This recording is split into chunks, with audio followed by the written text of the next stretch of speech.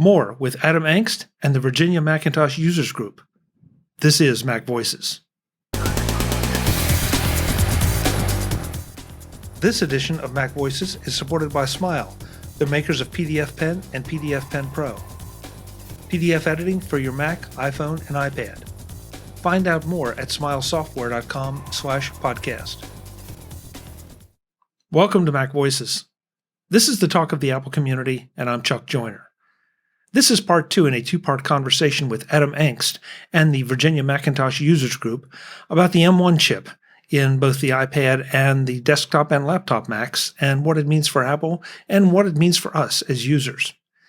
This time around, we answer some VMUG questions, also touch on cybersecurity, and a few other things. So let's get right back to it.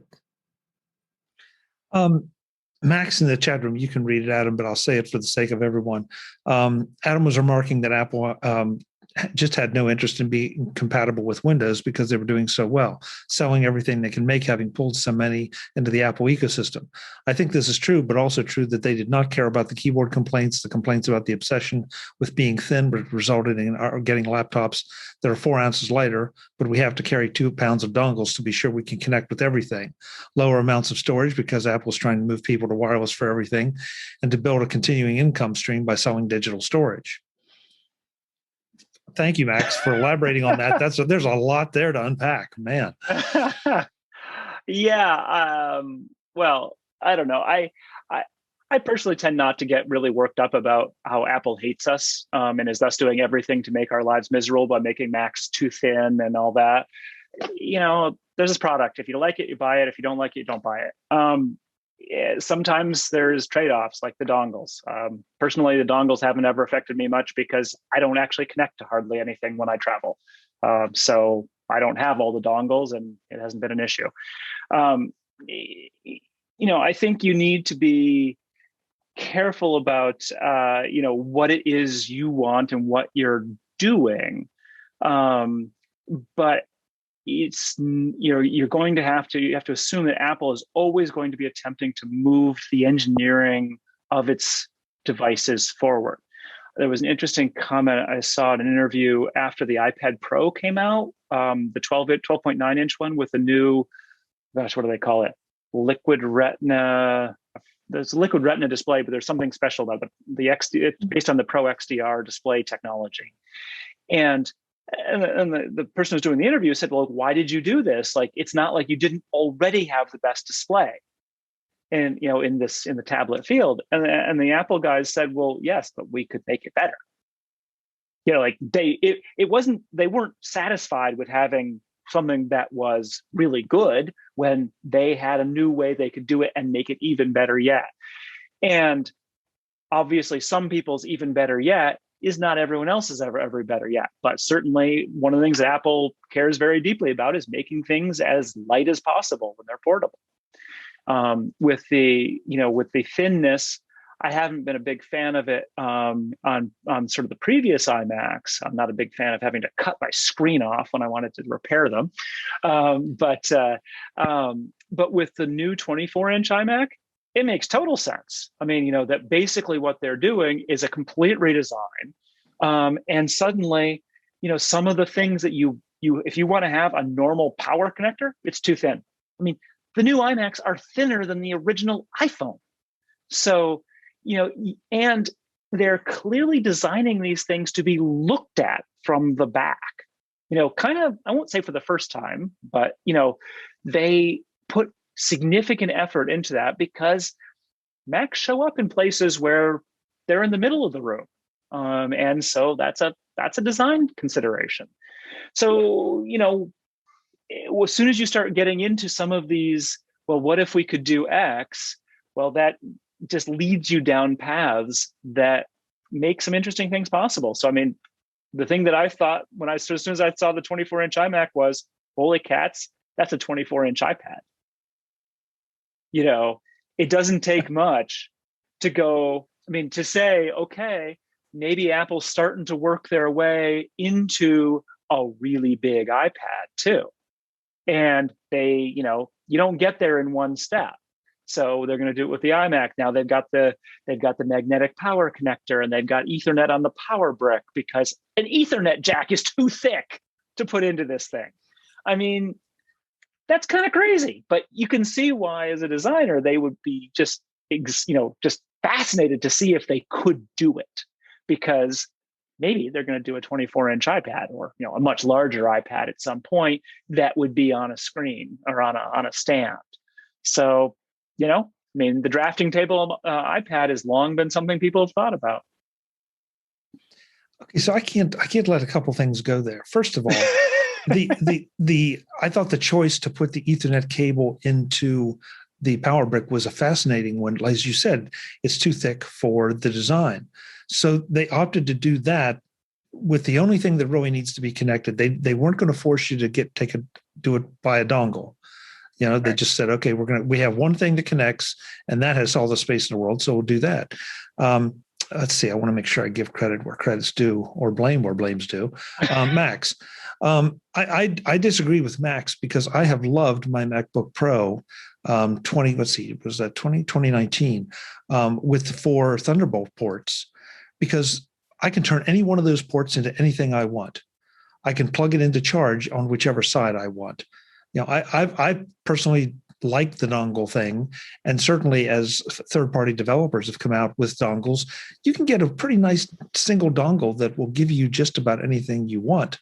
If you're carrying around 2 pounds of them, I don't know what you're carrying around, but you need to look at some of those combo units. But I like that idea that I'm not seeing every port in the world in the back, but I have ports that I can turn into anything in the world.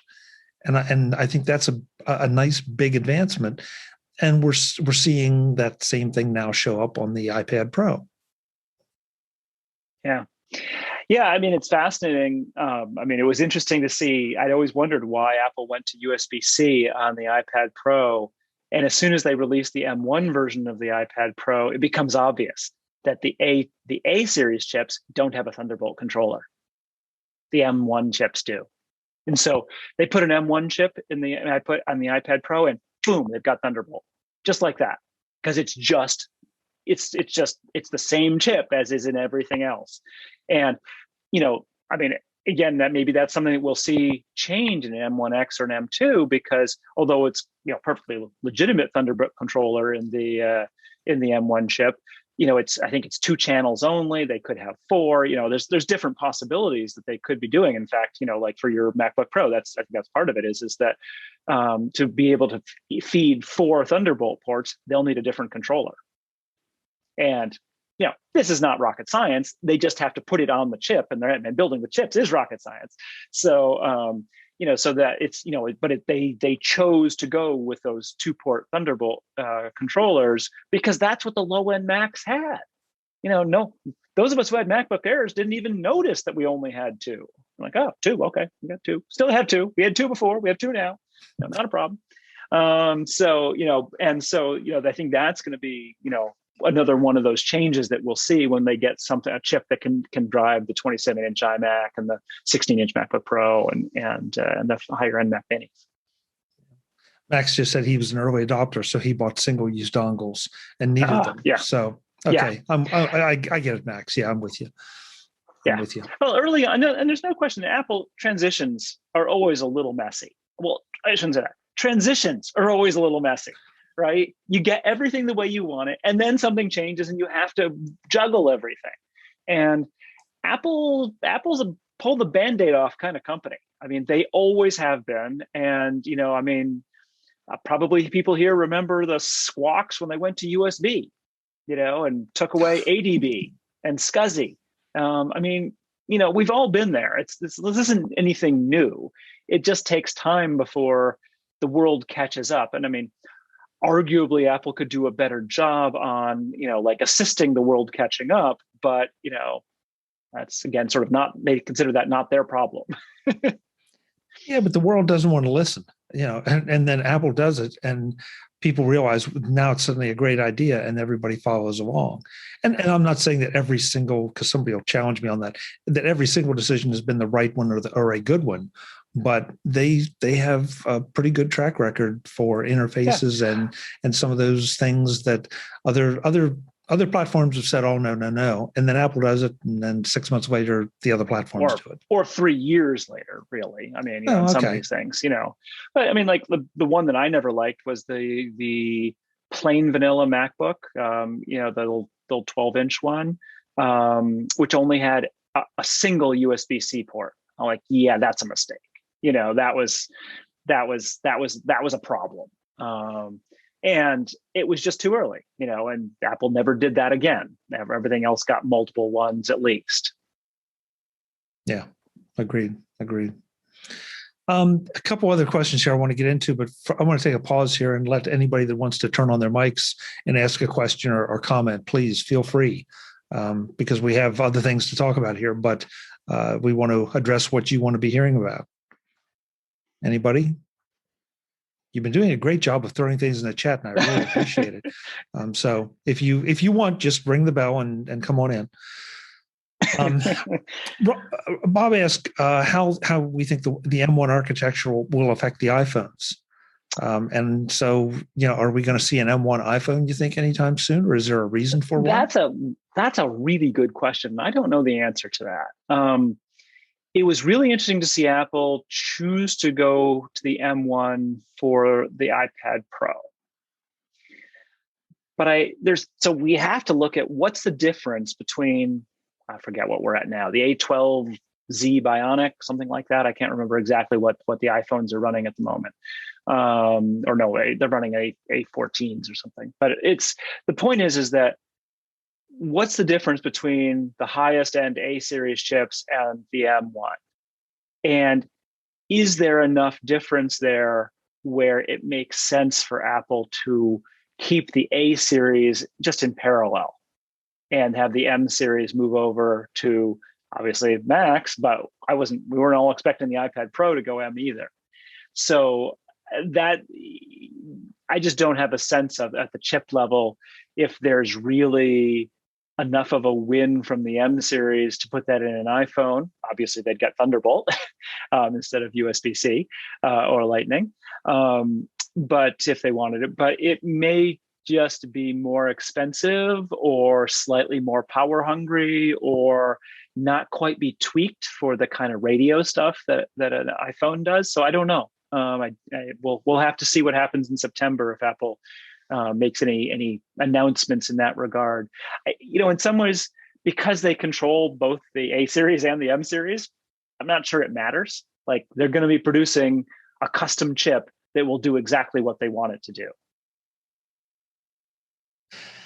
That brings up a question that I had an argument on another show about. I think I'm right, but I'll let you tell me. Do you know if the which side do I get to choose now? Well, is the M1 in the MacBook and the Mac Mini and the new iMac M1, is it the same M1 that's in the iPad Pro? Yes, it is. Apple said so. It did. Okay, good. Oh yeah. No, the Apple executives have said that. So it is the same chip. Okay, then I get to go back and gloat. Good. Yeah. Okay. Yeah. I mean, because that's the big win, right? You don't want to have all these custom. You don't want to be making a whole slew of different chips. You want to have as few as possible and use them as many places if they have the performance characteristics that you need, and the M1 does. So that's, yeah. I mean, the funniest thing about the M1 is the choice between the 7 or 8 core GPU. So with each of these Macs, there's you can cheap out a little bit, say it's like $100 or something, and get one with a 7-core GPU. And as far as anyone's been able to determine, this is a result of what the industry calls binning, where basically the chips don't necessarily pass the test, or one core of the GPU doesn't pass the test, but Apple doesn't throw out the entire chip. They just sell it as a slightly less powerful chip. And I still find that weird, but apparently they like it for providing some price discrimination on the low end, so they can have the low end and the really low end. I bought the 8-core GPU because I was like, that's weird. I don't want the 7-core one. Seven's a bad computer number. Well, and it also, from a business standpoint, it makes perfect sense because that means those chips don't have to be scrapped; they can be sold and make some money off of them. So yeah, precisely. And who knows what I mean. Let's see. I think I'm correct in this in saying that the M1 chip is done on a 5-nanometer process, which is basically the best there is in the industry. And as you get down to a 5-nanometer process, 5 nanometers of space between these leads, just astonishing. But you have to assume the yield goes down as you get into these incredibly tight manufacturing processes. So it's possible that, I'm pulling numbers completely out of my hat, but let's say the yield is 60%. I really do not ever read anything into these numbers. They're totally random, made up. But if the yield is 60% and you can get another 20% back by pulling the ones out that failed one GPU core, that's a pretty good deal, right? You'd want to do that. So yeah, it makes total sense that they do this, and it's in some ways it's a better thing because, right, as you say, it's just a more efficient manufacturing process, and it's not like the 7-core GPUs appear to be a real problem. I haven't heard anyone complaining that, oh yeah, I should have bought the 8-core GPU. My Mac is so slow. So as far as I know, I actually literally never heard anyone say boo about the 7-core GPUs. Yeah. Bob asks, and this is a great question because I don't know, where's the M1 chip manufactured geographically? I believe Taiwan. Is it? Okay. So it's a TSMC, Taiwan Semiconductor Manufacturing Corporation. They're the only ones who have the 5-nanometer process. And that's part of the problem. One of the things that's been fascinating is seeing how Intel is reacting to all this, because kind of the writing's on the wall, right? The Intel, first of all, the Intel chips, it's not just like M1 versus Intel. The ARM architecture that the M1 chips are based on, which Apple licensed a bazillion years ago, is what's called a RISC architecture, or reduced instruction set computing. And whereas basically the idea is it doesn't have very many instructions, but they move very quickly. So you can make more complex instructions out of them by chaining together the ones that are available. Whereas what Intel's architecture is what's called CISC, or complex instruction set computing. And there they tend to, at the chip level, have more instructions so that you can get real chip level speed by just calling the right one. And for what, this is one of those like seesaw things where one will get better and then the other one will get better. But it does seem to me, in my understanding as not a serious chip guy, is that RISC is really one. And that Intel is doing a really good job of keeping CISC alive, but they are just not going to be able to compete in the long run unless they start moving more in that direction, which my understanding is they are in some ways. But Intel has not been happy about what Apple has done here. This edition of MacVoices is sponsored by Smile, the makers of world-class software like PDFpen and PDFpen Pro. This time around, I want to tell you about PDFpen and security. Those PDFs that you are creating and manipulating with PDFpen might be your grandmother's secret recipe, or they might be your company's most confidential information. You want to be sure that they are secure, no matter what. With PDFpen, you can password protect a document with up to 256-bit AES encryption. You can also edit the permissions to restrict saving, printing, or copying. And if you want to redact or delete something from that confidential PDF, PDFpen doesn't just draw a black box over it so that it can be removed by someone else. It deletes it with a capital D, or redacts it so that not only is it not visible, the text is also removed from the OCR layer, so it simply isn't there. And if you need to sign a document, you can validate digital signatures for authenticity. Sign that form with either AATL or a self-signed certificate. And those are just the security features of PDFpen and PDFpen Pro. There is so much more. I want you to visit smilesoftware.com/podcast right now to learn all about everything PDF Pen and PDF Pen Pro can do. Download a free demo and find out why PDF Pen is indispensable when it comes to dealing with PDFs. That's PDF Pen and PDF Pen Pro from Smile, the makers of world-class software at smilesoftware.com/podcast. Thanks to Smile for being the longest-running sponsor of MacVoices. Well, and I don't know if I have this number right, but isn't Intel, they're only down to 9 nanometers, Apple's down to 5. I think that may be true. Yeah, I think that sounds right. So, one of the things to keep in mind here is that building a chip fabrication plant, a fab, takes billions of dollars and years of time. And so part of what's been interesting, like what Apple's done here by working with TSMC is that TSMC is just a fab. Like they'll do whatever you want them to, whereas Intel produces its own chips. And so by Apple, Apple's currently limited to TSMC, but Samsung and other chip fabrication companies will build these 5 nanometer process plants over time as well, and that allows Apple freedom in parting out who makes what to who's doing it best or who will do it cheapest. And whereas Intel is, by doing it all themselves, on the one hand, gets to control it more, but on the other hand, it bottlenecks it in a whole lot of different ways. So so I think that's an important difference. And we will see what happens over time if Intel either moves more in the direction of TSMC and actually starts fabbing for other people, or if Intel in fact takes their it says, okay, we're getting out of the fab business in some ways, and we're just going to basically design the chips and then part them out to other people. But just an aside, actually, we've all been hearing about how like car makers are having trouble getting enough microchips for their cars and things like that. Well, I was chatting with someone about this because this didn't make any sense to me. I was like, well, why is this? And what my friend was saying, which I hadn't quite realized, is demand for chips of all kinds has spiked in the last year. Right? We can sort of see this, right? Apple's making a ton more iPhones and Macs and all this. And all of these fabrication plants that can make anything, well, they're making the chips that are the most profitable.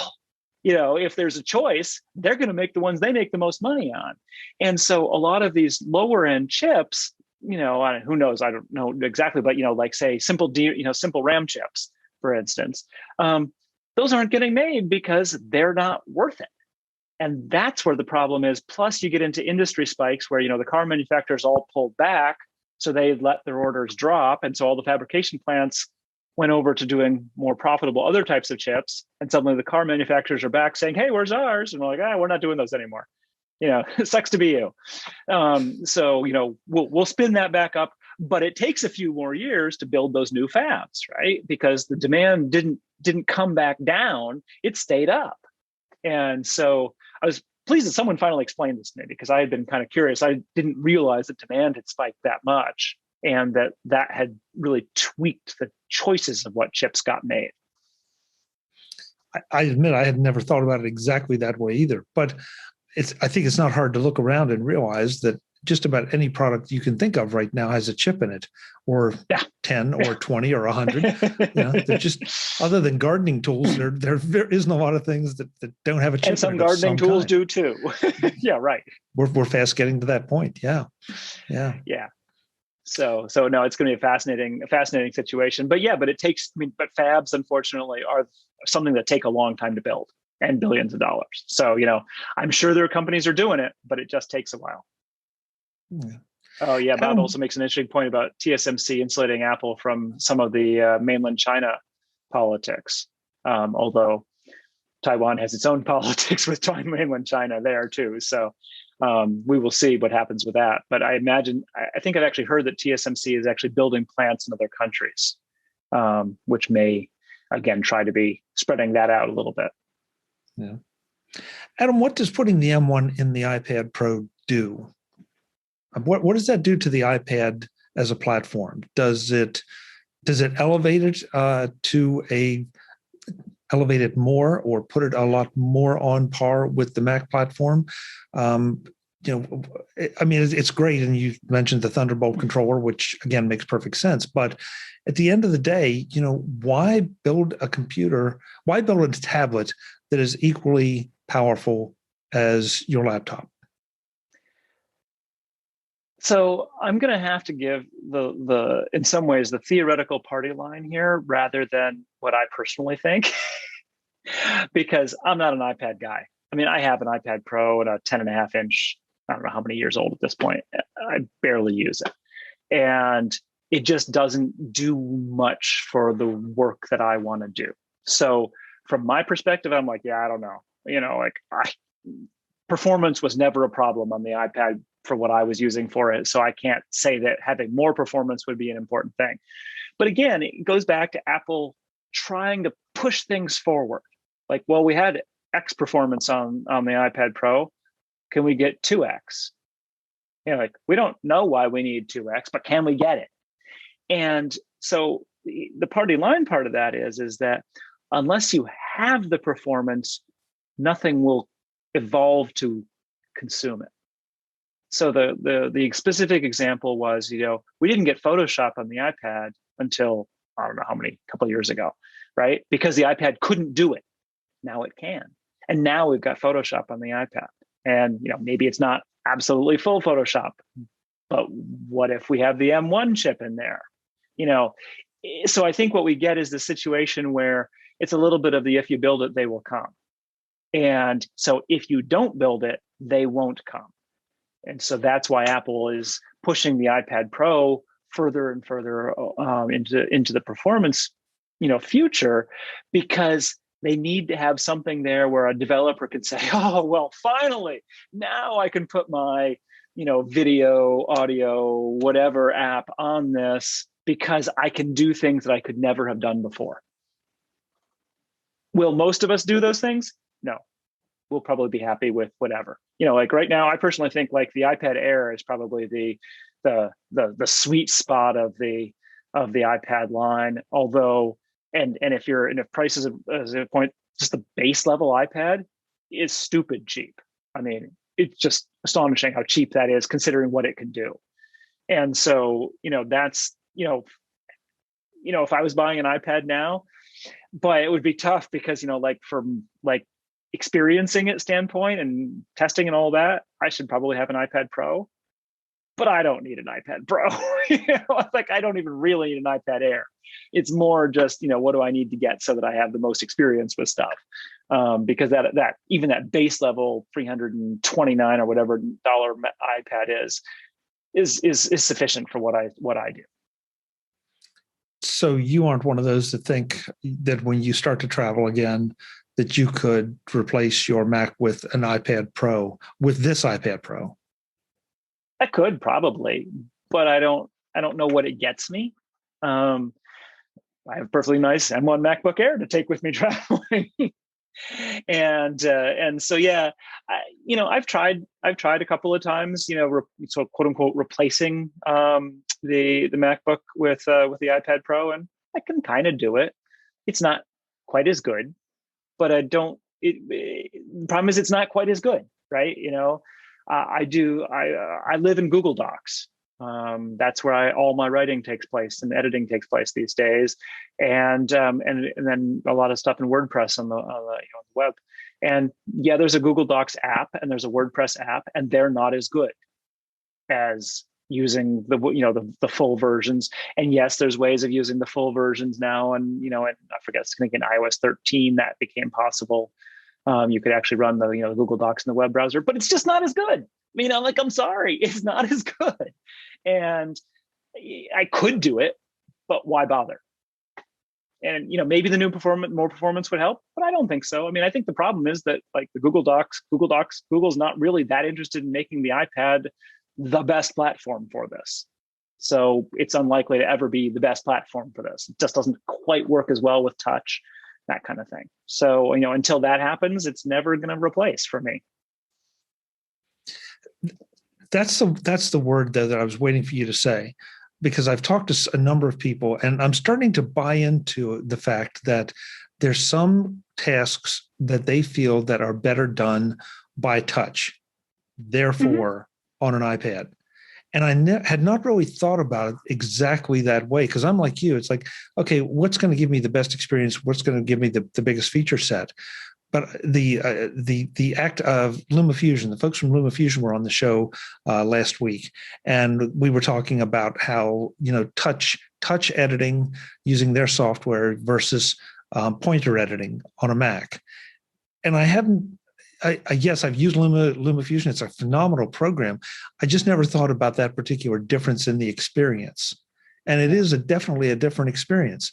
And so now I'm anxious to get my hands on an iPad Pro and see, with all that power, now you're going to have equivalent power. Now it's going to be much more the question of the app and which you prefer, to touch or to point. And my understanding is that there are unique apps on the iPad, in iPad OS for certain kinds of things. If you're, I don't know, a DJ, or, you do certain kinds of not necessarily photo manipulation, but painting, of kind of graphics manipulation, where, yeah, I think the touch interface probably is better. And if that's true for you, go nuts. One of the things that people really get caught up in is this either or thing, and Apple doesn't actually care, right? Apple's perfectly happy if you buy an iPad. Apple's perfectly happy if you buy a MacBook Air. They don't mind whatsoever. And they're not trying to have them, they're like, yeah, whatever you like's good. It's okay with us.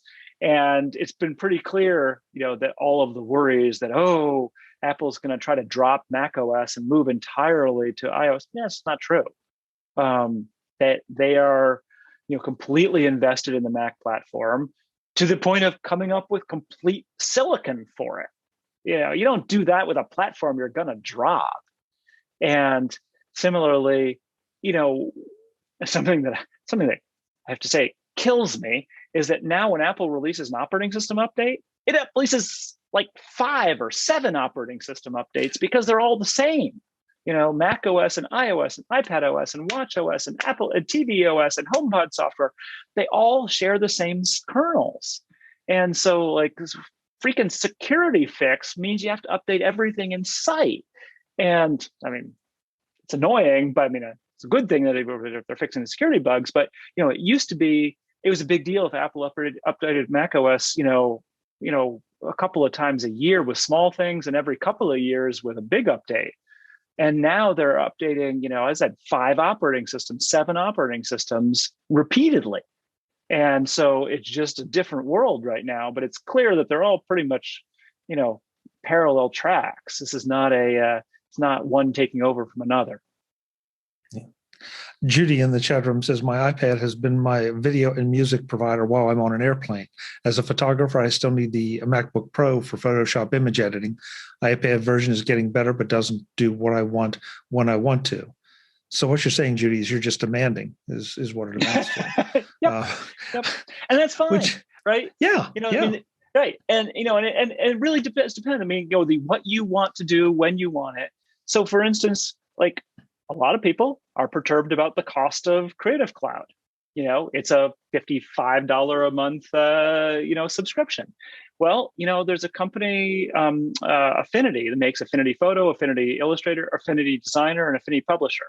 And they compete pretty well with Photoshop and Illustrator and InDesign for, I forget how expensive they are normally. I bought them when they were on sale last year in the big pandemic, first pandemic. So I think I got all 3 of them for $75. I mean, and these things are super powerful. Are they the same thing? I don't know, but they do what I want to do, and that's all I need. And it's like I still actually do have the Creative Cloud stuff for other reasons, but it's a situation. It's sort of the same situation. Like maybe you don't need all the Photoshop features on the Mac unless you can get by with the Photoshop on the iPad. If so, that's true of you, then great. That becomes a possible platform. It's not a possible platform. So, everyone has to just pick and choose what they feel will best meet their needs. And Apple is happy to take your money wherever you settle down. And we all do it. We do it every time we have these discussions. We're all looking for the best answer, that top number one, 5 points better than the second choice. And the trouble is now there are very few of those around. I'm with you. I'll put in a big plug for the Affinity stuff because I use that all the time. I do not have the the Adobe stuff, Photoshop, and any of the others any longer because I didn't want to pay for them to the degree that I was using them. And there was also this other phenomenal option out there that did way more than what I wanted to. So, I agree with you. Yeah. So it's one of those things where we're all, I think it's deceptive, right? I mean, Apple bugs the heck out of me with this, right? You watch one of their keynotes and they show people doing stuff on the iPad and you're like, wow, that's really impressive. And then you realize that like what they're doing on the iPad, you will never in a million years do ever. I mean, like you just have no need for it. But it's a little bit of that reality distortion field, it's like the photos they always show in those, their photos are really good, and all the people in them are really pretty too. It's like you can't compete if you let Apple kind of get in your head about what's possible. You have to decide what it is that you need, not what, would happen if everyone around you looked like Apple models. So wait a minute. Are you saying we're not pretty, Adam? Not like Apple models were not. Speak for yourself. Jeez. Hey, like I just when they have you on the up on top of a windmill, fixing the windmill's electronics with your iPad, let me know. You make a fair point, but it's the same with car commercials and everything else. When are you ever going to go out and drive the way they do on a car? In fact, they tell you, professional driver on closed course, don't try this, but you want me to buy this car. What's the point? What's the point? Yep. I'm just saying you can't trust anything Apple says, anything more than the car company says in that kind of lifestyle sense of it. But I have to say, though, it is, I think at times some of what they show is kind of inspiring. It shows you what you could do. It pushes some of us to go and try to do some of those things. And that is not a bad thing at all. If it sets you on a new path, that's great. I know. And I just wish I like every time I try, I was like, oh, okay. No, I guess I don't have any use for that. It's like, I'd like to, but it's an aspirational thing. Like I want to be able to do work like people in Apple commercials. We're starting to wind down on time here, but this was, I think, a very timely question I want to make sure we get to. The Colonial Pipeline ransomware attack dramatizes the importance of cybersecurity. Do you feel that Apple is doing enough to protect the users? Well, I mean, define enough. I think the short answer is that Apple is doing a good job, but there is always more to do. And the simple evidence for that is look at the security notes for every freaking release. I mean, the amount of stuff that they fix is just insane. And you have to know that Apple would really, really prefer not to have to fix it. So, they don't want this stuff to slip through the testing, but there are a lot of really, really smart people out there, both white hats and black hats, trying to break whatever Apple does. And I think Apple has a little bit better of a handle still on iOS and iPadOS, of course, because they control so much more of the platform. But I do think that they've done a good job, but need to keep doing more. Well, look, and I would point to, as much as we all find it annoying, and what you have to jump through, the hoops you have to jump through in Catalina, but especially with Big Sur, that you have to give everything permission to do this, do that, access the camera, access the microphone.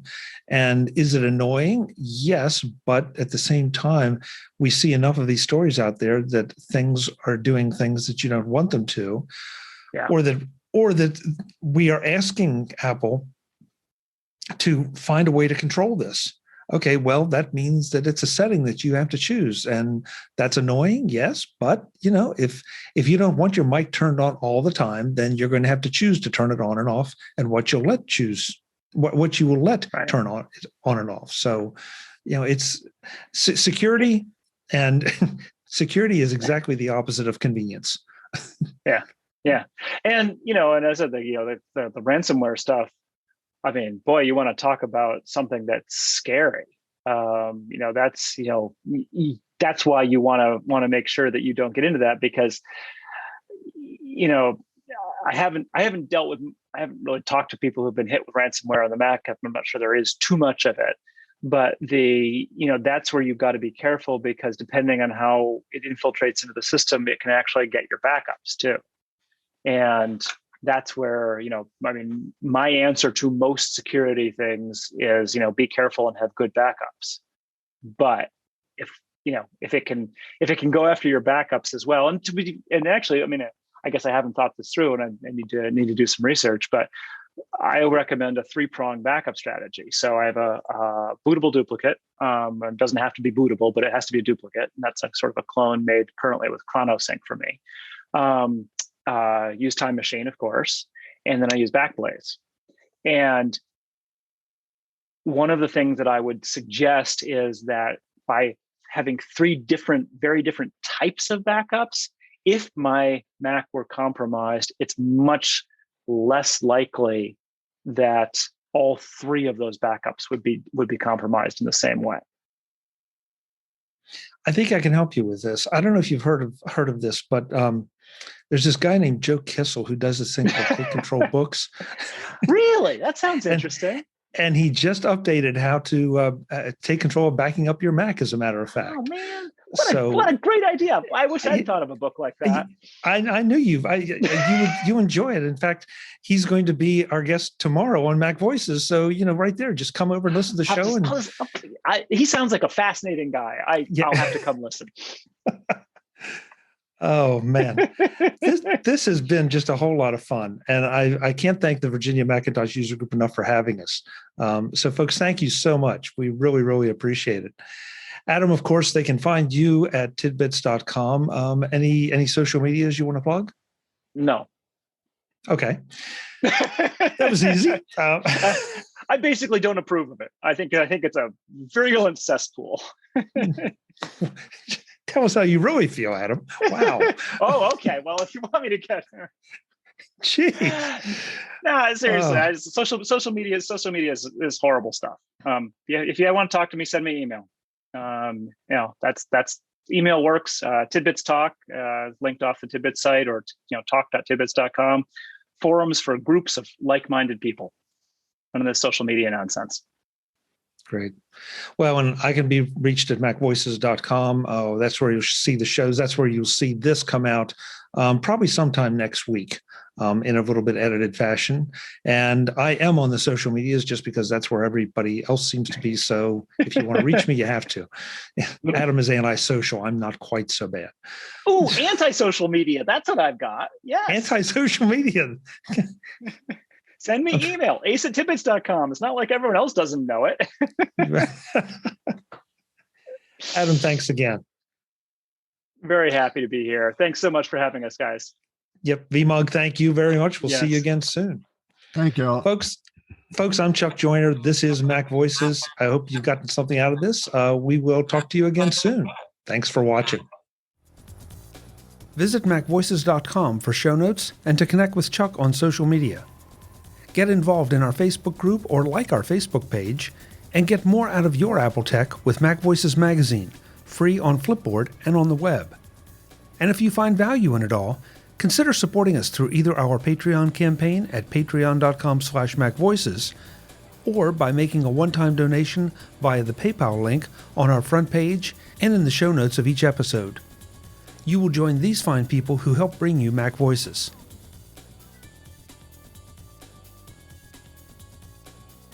Advertising handled by Backbeat Media at backbeatmedia.com. Bandwidth provided by CacheFly at cachefly.com.